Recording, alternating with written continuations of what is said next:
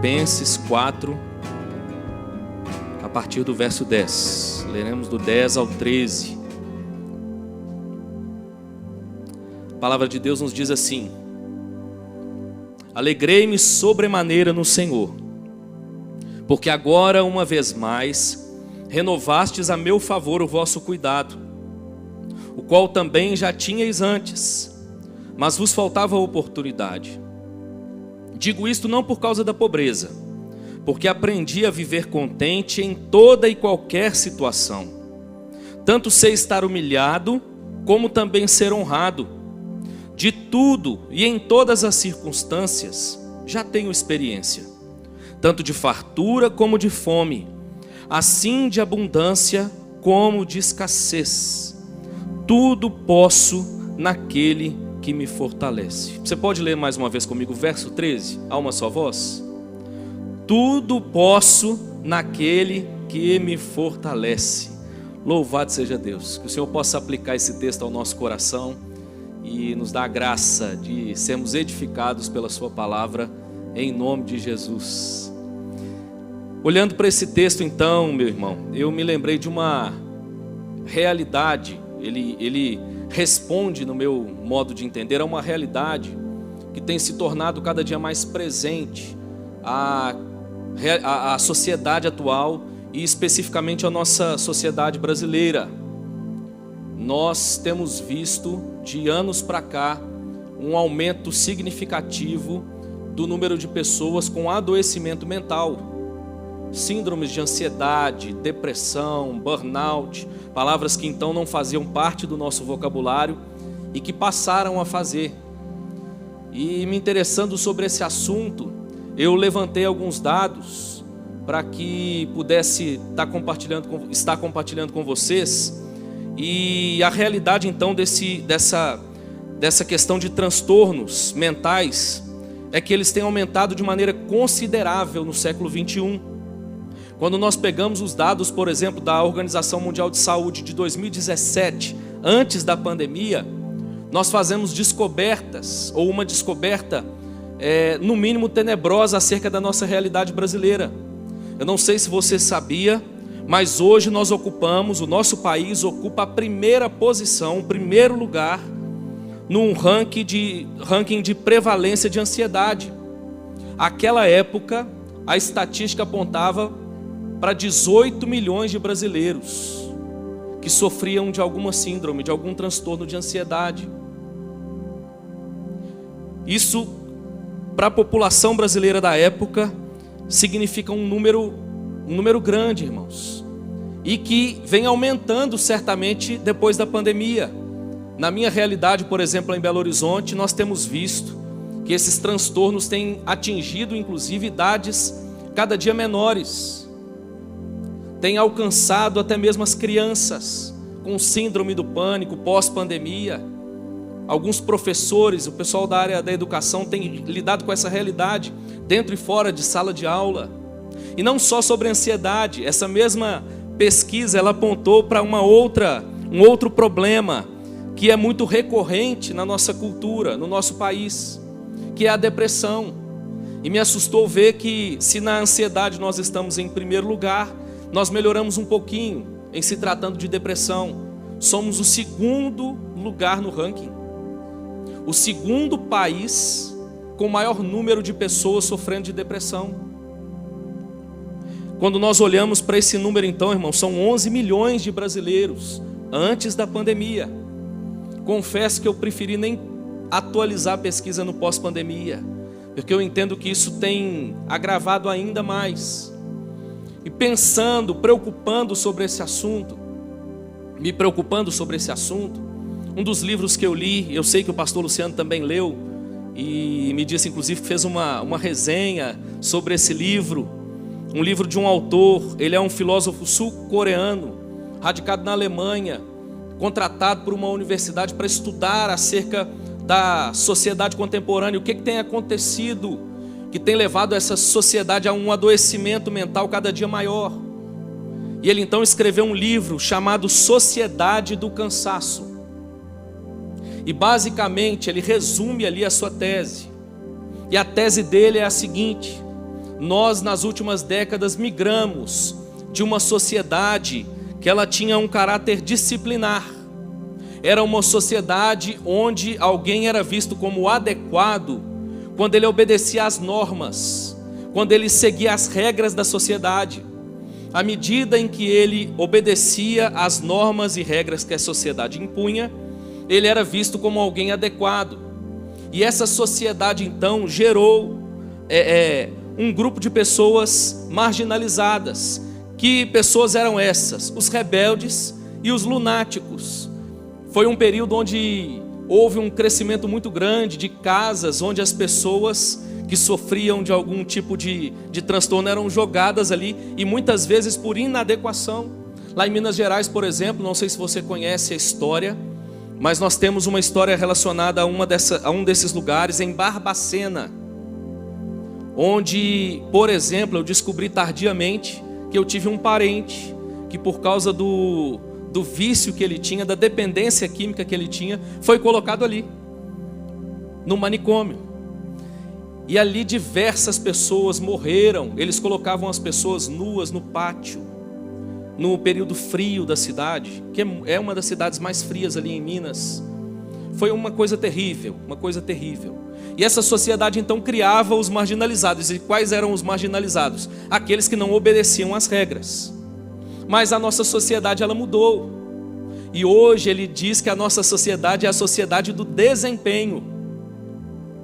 Hoje alguém é visto como adequado à medida que ele produz, à medida que ele conquista, à medida que ele tem um desempenho favorável.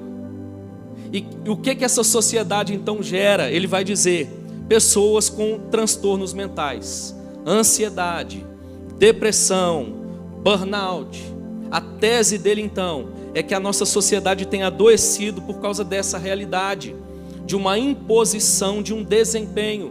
E muitas vezes essa pressão tem alcançado os nossos jovens e até mesmo as nossas crianças, que já não brincam como brincavam antigamente, mas desde muito cedo estão preocupadas ou são colocadas nessa preocupação dos pais com respeito ao futuro, com respeito ao lugar que elas precisam conquistar.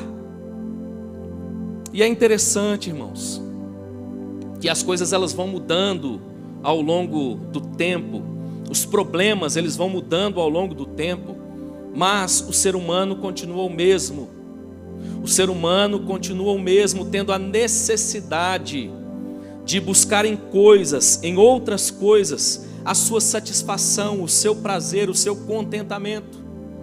E à medida em que ele não alcança essas coisas, ele de alguma forma ele se sente inadequado, de alguma forma ele se sente fora do quadrado, fora daquilo que é o normal da sociedade. E ao mesmo tempo, irmãos, alegra o meu coração saber que nós podemos voltar os nossos olhos para a palavra de Deus e encontrar na palavra de Deus resposta para o anseio do homem moderno. A palavra de Deus, irmãos, é a resposta que o homem moderno precisa. Pastor, o senhor está dizendo que um cristão não pode sofrer de uma síndrome de ansiedade, de uma depressão? Não, não estou dizendo isso. Mas eu estou dizendo que mesmo em meio a uma sociedade adoecida, nós podemos encontrar cura para o nosso coração, mesmo para enfrentar dias tenebrosos, dias difíceis. Eu me lembro que quando eu era criança, lá em Ipatinga, Minas Gerais, é a cidade da minha família, eu vivi uma experiência, no mínimo inusitada e ruim. Eu contei lá na reunião do presbitério. Minha tia cozinhava muito bem, minha tia Lucília, e certo dia ela fez pra gente, eu tinha 6 anos, fez para os primos, para os filhos dela e para os outros primos que estavam ali, um bolo de cenoura com chocolate. E eu já descobri que aqui também faz parte da cultura, eu até perguntei. Mas pensa num bolo de cenoura cheiroso, atrativo para o olhar da criança. Minha tia colocou o bolo sobre a mesa e disse assim: fiquem à vontade, podem comer o bolo, eu vou dormir e amanhã a gente se fala. E o menino de 6 anos tirou o primeiro pedaço, o segundo pedaço, o terceiro pedaço, o quarto pedaço, o quinto pedaço. E assim foi, até que esse menino fosse parar no hospital, porque havia um anseio interior que desde cedo ele compensou ou buscava compensar em outra coisa. E assim naquela noite foi soro e ranger de dentes, conduzido ao hospital e tudo mais. Mas enfim, o que eu quero dizer com isso? Desde da tenra idade, há em nós, irmãos, uma ausência, há em nós uma necessidade, e nós buscamos supri-la fora de nós, buscamos supri-la nas coisas, buscamos supri-la nos relacionamentos, buscamos supri-la no desempenho, naquilo que nós conquistamos no nosso viver. Mas eu quero te dizer que ainda que a gente conquiste muita coisa, ainda que a gente tenha bons relacionamentos, nós ainda lidaremos com essa realidade de um coração que não é plenamente satisfeito. Só há uma forma de nós sermos plenamente satisfeitos. Só há uma pessoa que pode nos satisfazer plenamente, e Ele é Jesus Cristo. É bonito porque no Evangelho Jesus é exatamente aquilo que nós precisamos. Por exemplo, para aquele que tem fome, Jesus é o pão da vida. Para a mulher que tinha sede, Ele se apresentou como a água viva. Olha que bonito, irmãos. Para aqueles que andavam em trevas, a Bíblia diz que brilhou grande luz. Como é bom saber que eu e você podemos ser plenamente satisfeitos, porque a nossa satisfação, ela é encontrada em Cristo e é oferecida gratuitamente. Amém, meu irmão? Que privilégio saber disso. E quando eu olho para Filipenses capítulo 4, eu encontro o apóstolo Paulo, irmãos, num contexto, no mínimo, que eu não consigo me imaginar. Para não dizer que quando imagino ter um comportamento diferente. Claro, irmãos, com o olhar de alguém que está de cá e que não necessitou de uma graça para viver o que Paulo viveu. Filipenses é uma das cartas da prisão. Paulo escreve então o que nós acabamos de ler, um texto maravilhoso. E uma das coisas que me salta aos olhos é o que Paulo diz aí no verso 11. Digo isto não por causa da pobreza, porque aprendi a viver contente em toda e qualquer situação. Uma das versões que eu gosto muito da palavra de Deus, a NVT, para facilitar inclusive a nossa reflexão, ela traz da seguinte forma esse verso: não digo isto por estar necessitado, pois aprendi a ficar satisfeito com o que tenho. Paulo então, irmãos, nos ensina aqui, ou fala para nós acerca desse segredo do contentamento, dessa graça do contentamento. Paulo vai apresentar para nós aqui então, irmãos, a sua realidade, tudo aquilo que ele enfrentou e como, irmãos, ele alcançou esse contentamento. É muito comum que a gente volte os olhos para o verso 13, que é o mais famoso da passagem. E não sei como é aqui, mas lá em Belo Horizonte, de repente, na placa do comércio, tem lá o nome do comércio e o proprietário do comércio coloca lá: tudo posso naquele que me fortalece. O cartão de visitas, às vezes tem lá escrito: tudo posso naquele que me fortalece. E em geral esse verso que é tão belo chama a nossa atenção por causa da primeira expressão: tudo posso. E a gente olha para o verso e aquilo ali nos atrai. Mas o que há de mais importante no verso muitas vezes não é percebido, é o que está no final do verso. Paulo não diz: eu posso tudo porque eu sou um cara muito bom. Eu posso tudo porque meu desempenho é o melhor possível. Ao contrário disso, Paulo diz que antes ele era assim, fariseu de fariseu. Paulo era alguém graduado.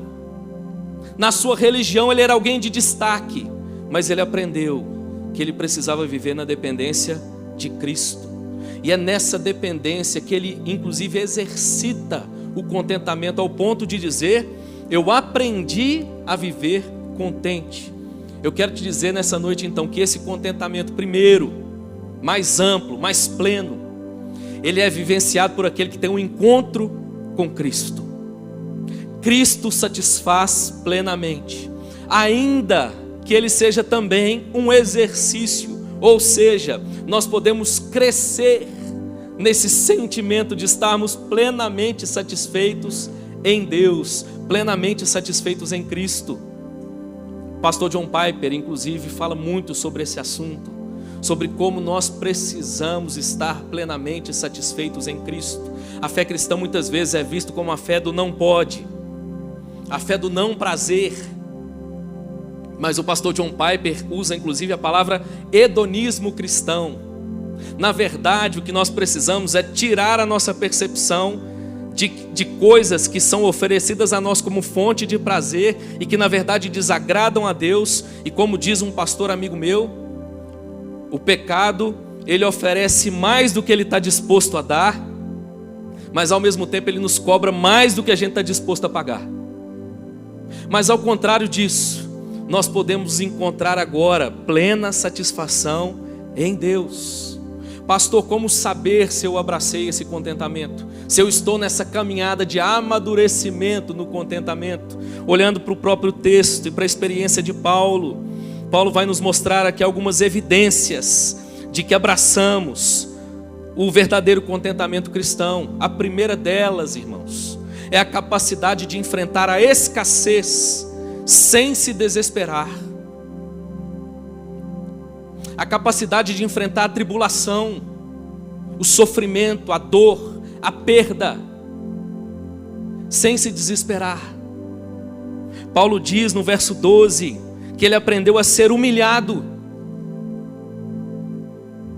Paulo diz que ele aprendeu no meio da fome o contentamento. Paulo diz que aprendeu o contentamento mesmo em meio à escassez. Paulo diz que aprendeu a viver contente em toda e qualquer situação. Como é comum a gente, por exemplo, olhar para Romanos, aquele texto tão belo, que diz que todas as coisas cooperam para o bem daqueles que amam a Deus, e em geral a gente olha e pensa assim: vai dar tudo certo, vai tudo prosperar.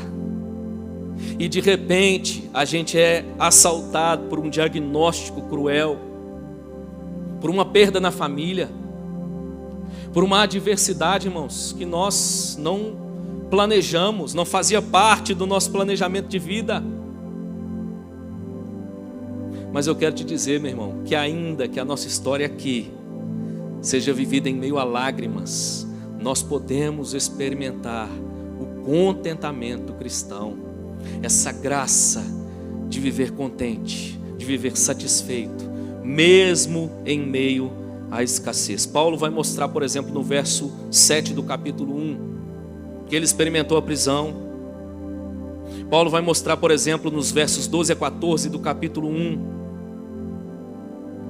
que a pregação do evangelho, ela prosperava em meio às lutas que ele enfrentava. Paulo vai dizer ainda no capítulo 1, verso 15 a 17, que ele esteve entre falsos irmãos, gente que se dizia cristão, que se dizia cooperador, mas que na verdade lutava contra. Paulo lidou com oposição, capítulo 1, verso 27 a 30. Paulo vai falar acerca do risco de morte, capítulo 2, verso 17 e 18. Quem conhece a história do apóstolo sabe, Paulo lidou com apedrejamento, naufrágio e tantas adversidades. Mas esse mesmo apóstolo Paulo nos escreve dizendo: tudo posso naquele que me fortalece. Minha esposa teve uma experiência interessante no sertão pernambucano. Em 2010, o pastor Luciano ainda estava na Betel e fez uma caravana. Minha esposa acompanhou essa caravana. E um dos dias em que eles retornavam para casa depois dos trabalhos que aconteciam ali no sertão do Pernambuco, ela veio passando perto de uma casa, havia uma senhora, uma família pobre, e essa senhora estava ali debulhando feijão e colocando num litro, numa PET. E ela então chegou e falou assim: nossa, que legal, eu nunca vi, nem sabia que o feijão era desse jeito. O famoso feijão de corda do Nordeste. E elogiou o trabalho da mulher. A mulher então conversou um pouco com ela, fechou aquela garrafa cheia de feijão e ofereceu a ela, falou: leva para você. E a Ingrid então, com aquele jeito que vocês vão conhecer, doce, falou: não, obrigado, eu estou elogiando, mas não, obrigado, porque na mente dela ela pensava que aquilo ali era extremamente necessário para a manutenção daquela família. Mas ela ouviu uma frase que ela compartilhou comigo e que ecoa no meu coração até hoje. Aquela mulher virou para ela e disse o seguinte: ninguém tem tão pouco que não possa compartilhar. O contentamento cristão, irmãos, é esse entendimento que mesmo na escassez a gente pode estar satisfeito em Deus e inclusive ser uma bênção na vida das pessoas. Assim era o apóstolo Paulo. Em meio a pedradas, em meio à prisão, ele declara: tudo posso naquele que me fortalece. Li certa vez a história de uma compositora de hinos, inclusive que compôs um dos hinos mais belos do nosso hinário, que está no nosso hinário: que segurança tenho em Jesus. Esse hino é maravilhoso. E eu fui saber um pouquinho da história dessa mulher, Fanny Crosby, o nome dela. Essa mulher, a história dela é a seguinte: com 6 meses de vida, ela teve um problema ocular que inclusive alcançou várias pessoas ali no lugar, na cidade onde ela morava. E segundo a biografia, havia um suposto médico, um falso médico ali, que cobrou das famílias um valor e ele oferecia um remédio para curar aquele problema. E ela então aplicou, claro, os pais aplicaram sobre os olhos um unguento lá, um negócio que aquele moço tinha preparado, e ela então ficou cega permanentemente. Ainda na sua infância, ela perdeu o pai e a mãe. Uma história triste, irmãos. A história que enquanto você vai lendo, vendo tudo que ela enfrentou, puxa vida, que história triste. Mas é bonito perceber que ela vai então ganhando a vida adulta e a sua fé amadurecendo em Cristo. Ela se torna essa grande compositora de hinos maravilhosos. E certa vez ela foi perguntaram para ela acerca da sua condição, se ela tivesse o desejo de fazer um pedido a Deus acerca da sua condição. E ela respondeu o seguinte: se eu tivesse o direito de pedir uma coisa no dia em que nasci, eu pediria ter nascido cega, pois ao chegar no céu, o primeiro rosto que eu teria o privilégio de ver seria o do meu Salvador. Claro que nós não estamos exaltando a dor, irmãos, exaltando o sofrimento.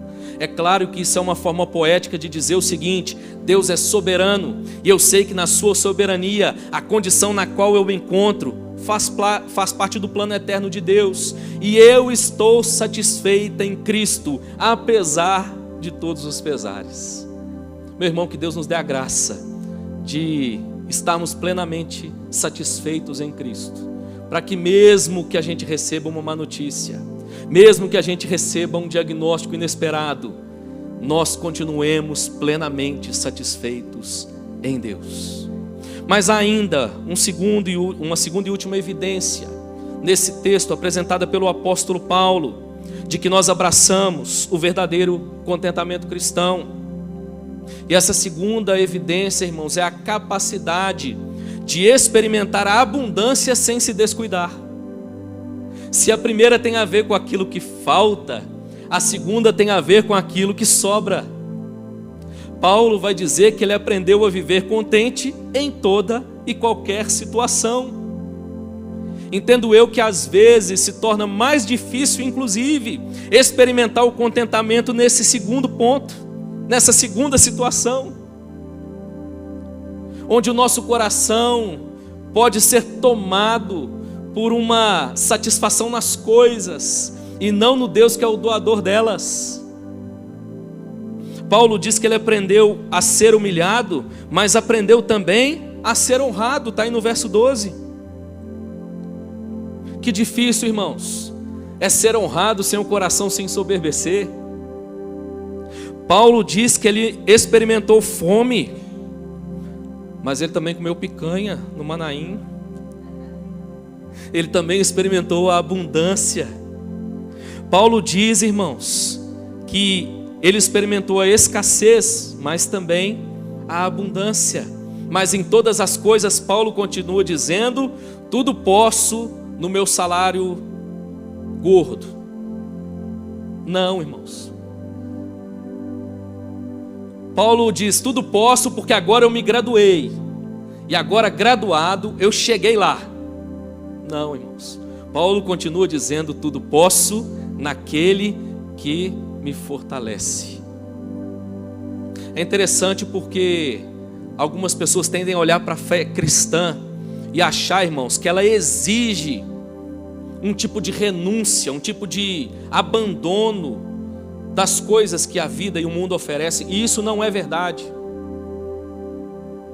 Talvez um dos textos que nos faça ter essa compreensão equivocada é a daquele homem, que alguns chamam de jovem rico, que foi até Jesus e que ouviu de Jesus: vai, vende tudo que tens e terá um tesouro nos céus. E a gente pensa então que todo discípulo de Jesus, ele precisa ser abnegado ao ponto de abrir mão de tudo, e se ele não fizer isso, é porque ele ainda não é maduro na fé, e isso não é verdade. Esse era o contexto daquele homem que havia se ensoberbecido ao ponto de, quando ele é perguntado acerca da lei, ele responde e diz o seguinte: olha, isso eu faço, isso eu tenho feito desde a minha mocidade, olha, nisso eu sou aquele cara que o Roberto Carlos fez a música, esse cara sou eu. E Jesus então, para provar o seu coração, diz para ele: então vai lá, deixa eu ver se você é mesmo, vende tudo que você tem e dá aos pobres. E o texto diz que ele sai triste, porque ele era dono de muitas propriedades. Mas se a gente continuar o contexto, irmãos, olha que beleza, um texto que inclusive é citado, muito citado entre os evangélicos, mas fora de contexto. É nessa condição que Jesus vai falar acerca da dificuldade do rico entrar no reino dos céus. E então vai ouvir dos discípulos o seguinte: Senhor, mas então quem é que pode? E Jesus então vira para eles e diz o seguinte: aquilo que é impossível aos homens é possível para Deus. O que Jesus está falando ali, irmãos, é acerca da nossa tendência a depositar nossa confiança nas coisas. Assim como o pobre tem o mesmo desafio de não confiar em si mesmo, ele precisa confiar única e exclusivamente na graça de Deus. Como diz o pastor Hernandes, o problema não é possuir riquezas, mas ser possuído por elas. Como precisamos, irmãos, aprender a desfrutar daquilo que Deus nos oferece, sem nos descuidarmos, sem perdermos no coração esse sentimento de que nós dependemos exclusivamente de Cristo e que nele reside a nossa plena satisfação. Às vezes as coisas tornam o nosso olhar turvo e a gente não percebe que a nossa plena satisfação está ali diante de nós. Caminhando para o fim então. Pastor, o Senhor disse tudo isso, e o Senhor disse que o contentamento, como diz o apóstolo Paulo, ele é aprendido. Como crescer no contentamento? Como caminhar um pouco mais? Como amadurecer nessa graça? Paulo vai mostrar para nós algumas coisas nesse livro, irmãos, que servem de norte para nós. 3 respostas, de maneira breve, nessa passagem. A primeira delas: através da experiência forçada da fé, que não tem onde se apoiar, senão única e exclusivamente em Deus. Paulo vai dizer lá em Filipenses 4, 15 e 16, ora, teve um tempo em que as coisas estavam difíceis, as igrejas não se dispuseram a me ajudar, de repente o recurso que eu precisava não veio, mas como diz Rick Warren, você nunca saberá que Deus é tudo o que você precisa, até que Ele seja tudo o que você tiver. Em alguns momentos, irmãos, nós vamos olhar para as coisas, para as pessoas, e nós vamos ter esse sentimento de que ainda não é isso. E é nessa hora em que nós crescemos no contentamento, porque nós reconhecemos que é Cristo e nada mais. Como diz Philip Yancey, quem tem Deus e tem tudo mais, não tem nada mais do que quem tem Deus e não tem mais nada, porque Ele é tudo para nós. Segundo lugar, através da atitude de se alimentar do que é verdadeiro, respeitável, justo, puro, amável, de boa fama, como ele diz em Filipenses capítulo 4:8. O contentamento, irmãos, não acontece sem exercício devocional. O contentamento não acontece sem o exercício da piedade. O contentamento, irmãos, faz parte da nossa caminhada como igreja, inclusive. Às vezes o contentamento, nós crescemos e exercitamos no contentamento através da experiência de outros, quando somos edificados à medida em que eles compartilham das suas lutas e de como Cristo foi suficiente para eles. Cristo e a sua palavra, irmãos, é tudo que nós precisamos para nos alimentar e continuar crescendo no verdadeiro contentamento. E por último, através do exemplo que escolhemos seguir. Qual é o padrão que nós escolhemos seguir? Paulo vai dizer lá no capítulo 4, ainda no verso 9: o que também aprendestes, e recebestes, e ouvistes, e vistes em mim, isso praticai, e o Deus da paz será convosco. Através do exemplo que nós escolhemos seguir. Às vezes os nossos olhos brilham por exemplos que o mundo oferece, irmãos, mas Deus tem colocado perto de nós. Eu tenho certeza que aqui na IPVO, assim como lá na Betel, gente que tem vivido de maneira íntegra na presença de Deus, e como eu digo, e que serve de exemplo para a nossa caminhada. Eu tenho um presbítero lá, de 95 anos, quase cego, quase surdo. Você grita perto dele, ele fala assim: hein? Ele já não consegue mais ler a Bíblia. Ele antes ouvia, depois disso ele passou a ouvir um áudio, mas agora nem o áudio ele ouve mais. Mas irmãos, pensa num homem que ama a igreja, que ama Jesus. Todos os cultos da Betel ele é mais presente do que eu, irmãos. E quantas vezes eu tenho olhado para aquele senhor e pedido ao Senhor: Senhor, me dá a graça de envelhecer assim, amando o Senhor, amando a tua casa, amando o teu povo, através do exemplo que nós escolhemos seguir. Mas eu termino te dizendo o seguinte: do lado de cá, nós ainda teremos sempre a sensação de que falta alguma coisa.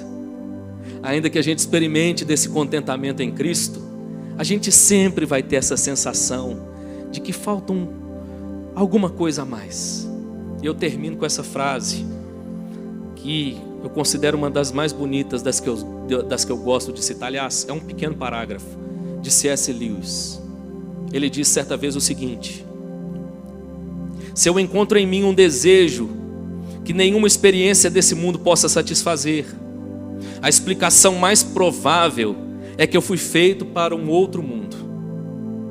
Se nenhum dos meus prazeres terrenos é capaz de satisfazê-lo, isso não prova que o universo é uma fraude.